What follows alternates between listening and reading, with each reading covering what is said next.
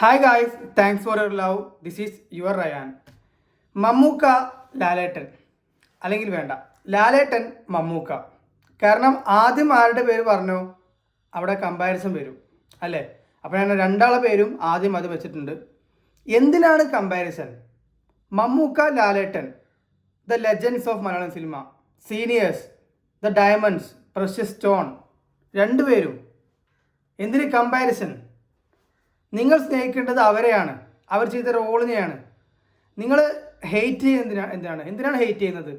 നിങ്ങൾക്ക് ലാലേട്ടൻ ഇഷ്ടമാണെങ്കിൽ നിങ്ങൾ ലാലേട്ടൻ ഇഷ്ടപ്പെടൂ. മമ്മൂട്ടിയെ എന്തിന് ഹെയ്റ്റ് ചെയ്യുന്നു? അതേപോലെ നിങ്ങൾക്ക് മമ്മൂക്ക ഇഷ്ടമാണെങ്കിൽ നിങ്ങൾ മമ്മൂക്ക ഇഷ്ടപ്പെടൂ. എന്തിന് ഹെയ്റ്റ് ചെയ്യുന്നു? ഞാൻ ഓപ്പണായിട്ട് പറയാം, ഞാൻ മമ്മൂട്ടി ഫാനാണ്. But that not means I hate Lalettan. അതിൻ്റെ ആവശ്യമില്ല. ഞാൻ മമ്മൂട്ടി ഫാനാണെങ്കിലും ലാലേട്ടൻ പടന്ന് പോകാറുണ്ട്. ദൃശ്യം, തുടരും, നേര്, ഹൃദയപൂർവ്വം, ലൂസിഫർ എല്ലാം ഞാൻ തിയേറ്ററിൽ കണ്ട പടങ്ങളാണ്. അതും 2-3 ദിവസം കഴിഞ്ഞാൽ ഉടൻ പോയി കാണും. കാരണം ഇഷ്ടം അവരോടല്ല, അവരുടെ കഥാപാത്രങ്ങളോടാണ്. ഓക്കെ, അതായത് ലാലേട്ടൻ ചെയ്ത റോളുകൾ ഏതായാലും ഒന്നിനൊന്ന് മെച്ചം. മോശം പടങ്ങളില്ലാത്ത ആരുമില്ല. ഓക്കെ, അതായത് മോശം പടം വരുമ്പോൾ നിങ്ങൾ എന്തിനാണ് വെറുക്കുന്നത്? അങ്ങനെയാണെങ്കിൽ നല്ല പടം നോക്കിയിട്ട് നിങ്ങൾ അവരെ ഇഷ്ടപ്പെടണ്ടേ? അതായത് നല്ല പടം വരുമ്പോൾ ഇഷ്ടപ്പെടാതെ മോശം പടം വരുമ്പോൾ വെറുക്കുന്ന മാത്രം സ്വഭാവം എന്തിനാണ്? പിന്നെ എന്തിനാണ് അവർ അങ്ങോട്ടും ഇങ്ങോട്ടും കമ്പയർ ചെയ്യുന്നത്? മമ്മൂക്കക്ക് കൊടുക്കുന്ന റോള് മമ്മൂക്ക കറക്റ്റായി ചെയ്യുന്നത്. ഞാൻ ഇപ്പോഴത്തെ ഒരു വീഡിയോ ചെയ്യുന്നു, നെസ്ലിൻ്റെയും സന്ദീപിൻ്റെയും. അവരിപ്പോൾ ജൂനിയേഴ്സാണ്, ഇത് ഹൈ സീനിയേഴ്സ്. ഇവരുടെ ലെവൽ വേറെ ആരും ഇല്ല. മമ്മൂട്ടിയുടെയും മോഹൻലാലിൻ്റെയും ലെവലിൽ വേറെ ആരും ഇല്ല. സിദ്ദീഖാണെങ്കിൽ ഒരുപാട് മൂവ് ചെയ്തിട്ടുണ്ട് ഇവരുടെ അതേപോലെ തന്നെ. പക്ഷേ സിദ്ദീഖും വളരെ നല്ല ആക്ടറാണ്. പക്ഷേ ഇവരുടെ ലെവൽ വെക്കുന്നില്ല. ഇവരുടെ ലെവൽ പറഞ്ഞാൽ ഈ ഒരു ലെവൽ കറക്റ്റ് അങ്ങോട്ടും ഇങ്ങോട്ടും ഒരുപോലെ തന്നെ. അത് കമ്പാരിസൻ്റെ ആവശ്യമൊന്നുമില്ല. അവരുടെ ആക്ടിങ് ആണെങ്കിലും അവർ പബ്ലിക്കിലോട്ടുള്ള പെരുമാറ്റമാണെങ്കിലും അവർ ചെയ്യുന്ന റോളുകൾ, സിനിമകൾ, നല്ല നല്ല മൂവി സെലക്ഷൻസ്, അതിൽ മോശം മൂവികളുണ്ട്. അത് നിങ്ങൾ അവരെ വെറുക്കേണ്ട ആവശ്യമില്ല.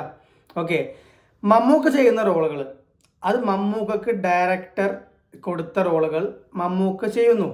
അപ്പോൾ നിങ്ങൾ പടം ഇഷ്ടപ്പെട്ടാൽ അത് നിങ്ങൾ മമ്മൂക്കയെ മാത്രമല്ല സപ്പോർട്ട് ചെയ്യേണ്ടത്.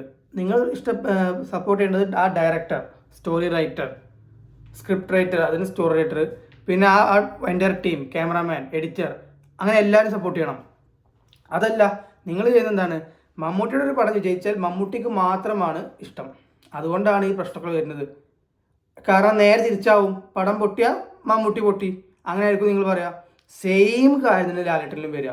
ലാലേട്ടനൊരു പടം വിജയിച്ചാൽ അത് ലാലേട്ടന് മാത്രമുള്ള ക്രെഡിറ്റ് ആയിട്ടാണ് നമ്മൾ കാണുന്നത്. അപ്പോൾ നേരെ ഓപ്പോസിറ്റ് ആവും, പൊട്ടുമ്പോൾ എല്ലാം ലാലേട്ടനെതിരാവും. ചില കമൻറ്റ് ബോക്സിൽ കാണാം മമ്മദ് പൊട്ടി, മമ്മദിന് ചാടാൻ അറിയില്ല. അതായത് തുടരും മൂവിയിൽ ലാലേട്ടൻ്റെ ചാട്ടല്ലേ ജനലിൻ്റെ ഇടയിൽ കൂടെ, ആ ഫുൾ പോർഷൻ ഒരു റീലായിട്ട് ആരോ ഇൻസ്റ്റാഗ്രാമിൽ പോസ്റ്റ് ചെയ്തിരുന്നു. ആ ഒരു നല്ല മാസ് ബീജിമൊക്കെ ഇട്ടിട്ട് ആ ഒരു ഏരിയയിൽ കമൻറ്റ് ബോക്സിൽ ഞാൻ കണ്ടു മമ്മദിന് ചാടാൻ അറിയില്ല. ഈ റോള് മമ്മദാണ് ചെയ്തിരുന്നെങ്കിൽ ആ റോള് ശോഭന ചെയ്യണം, ആ ചാട്ടം ശോഭന ചെയ്യണമായിരുന്നു. അത്രക്കും നിലവാരമില്ലാത്ത കമ്പാരിസൺ കമൻറ്റുകൾ. ഞാൻ പറയുന്നത്, നിങ്ങൾ ഇഷ്ടപ്പെട്ടോ? ആരെ വേണമെങ്കിലും ഇഷ്ടപ്പെട്ടോ? എന്തിന് മറ്റൊരാളെ വെറുത്തുകൊണ്ട് ഇയാൾ ഇഷ്ടപ്പെടുന്നത്? മമ്മൂക്കയാണെങ്കിലും ലാലേട്ടനാണെങ്കിലും നിങ്ങൾ ഇനി അധികം കാലം അവരുടെ സിനിമ കാണാൻ പറ്റില്ലെന്ന് നമുക്ക് തോന്നുന്നില്ല. ഇപ്പോൾ മമ്മൂട്ടിക്ക് 74 വയസ്സായി, ലാലേട്ടന് 60 കഴിഞ്ഞു. ഉണ്ടാവും, കുറച്ച് കാലം ഉണ്ടാവും. അതുവരെ നിങ്ങൾ അവരെ ഇപ്പോൾ ഈ മെസ്സി റൊണാൾഡോ സംഭവം സ്റ്റാറ്റ്സ് വെച്ച് നമുക്ക് കമ്പയർ ചെയ്യാം. ഇവരെന്ത് വെച്ച് കമ്പയർ ചെയ്യും? നിങ്ങൾ ഇപ്പം ലാലേട്ടൻ ഡാൻസ് അറിയാം, ഓക്കെ, മമ്മൂട്ടിക്ക് ആക്ടിങ് കുറച്ച് കൂടുതൽ ലെവലിൽ അറിയാം. അപ്പോൾ കമ്പാരിസൺ വേണ്ട, കമ്പാരിസൻ്റെ ആവശ്യമില്ല. അവർ ചെയ്യുന്നത് അവർക്ക് കൊടുത്ത റോളുകളാണ്, നമ്മൾ അതാണ് കാണുന്നത്. നിങ്ങൾ കമ്പയർ ചെയ്യുകയാണെങ്കിൽ മമ്മൂക്ക, ലാലേട്ടൻ അവരുടെ റിയൽ ലൈഫിൽ മമ്മൂക്കയാണെങ്കിൽ ഇൻ്റർവ്യൂസിനും സ്റ്റേജ് പ്രോഗ്രാംസിനൊക്കെ പോയി സംസാരം കൊണ്ട് ആൾക്കാരുടെ നല്ല നല്ല കാര്യങ്ങൾ ചെയ്ത് നല്ല സംസാരിച്ച് ആൾക്കാരെ മനം കവർന്ന ഒരാൾ. ലാലേട്ടനാണെങ്കിൽ പബ്ലിക്കിൽ, അതായത് പരസ്യങ്ങളായിട്ടും ബിഗ് ബോസിലെ ഒരു ട്യൂട്ടറായിട്ടും എല്ലായിട്ടും ആളുകളുടെ മനം കവരുന്ന മറ്റൊരു സൈഡ്. അപ്പോൾ റിയൽ ലൈഫിലും അവർ ഹീറോസ് തന്നെയാണ്, ഒരു സംശയമല്ല. അപ്പോൾ അവരെ നിങ്ങൾ ഹെയ്റ്റ് ചെയ്യേണ്ട ആവശ്യമുണ്ടോ? ഒരിക്കലുമില്ല. ഇഷ്ടപ്പെട്ടോ ഇഷ്ടപ്പെടേണ്ടത് നിങ്ങളുടെ ഇഷ്ടം, അത് ഞാൻ ഒരിക്കലും പറയില്ല. പക്ഷെ വെറുക്കുന്നത് എന്തിനാണ് ഓരോ പേരുകൾ വിളിച്ച് ലാലേട്ടനെ ഏട്ടനും അതൊക്കെ. പക്ഷെ പല ട്രോളുകളുടെ പേരുകൾ ഞാൻ പറയുന്നില്ല, എനിക്ക് താല്പര്യമില്ല. അതേപോലെ മമ്മൂട്ടി അതേപോലെ പല പേരുകളും വിളിച്ച് ഇതാക്കുന്നുണ്ട്. അതൊന്നും നിങ്ങൾ ഒരിക്കലും ആവശ്യമില്ല. വെറുതെ കമ്പാരിസൺ ഇല്ലാതെ enjoy their movie, enjoy them. ഇനി അധികം കാലമൊന്നുമില്ല, അടുത്ത ഇത് വരും. ഇപ്പം ഇന്ന് മമ്മൂട്ടിയുടെ പടം കളങ്കാവൽ ഞാൻ കണ്ടിട്ടില്ല, കാണാൻ പോകും, ഉറപ്പായിട്ടും പോകും. നല്ല മൂവി ആണെങ്കിൽ നല്ലതെന്ന് തന്നെ പറയും, നല്ലതല്ലെങ്കിൽ ചീത്ത, മോശം. ആ മൂവി മോശം. പക്ഷെ ഒരു മൂവി മോശമാവുമ്പോൾ എങ്ങനെ മമ്മൂട്ടി മോശമാവുന്നത്?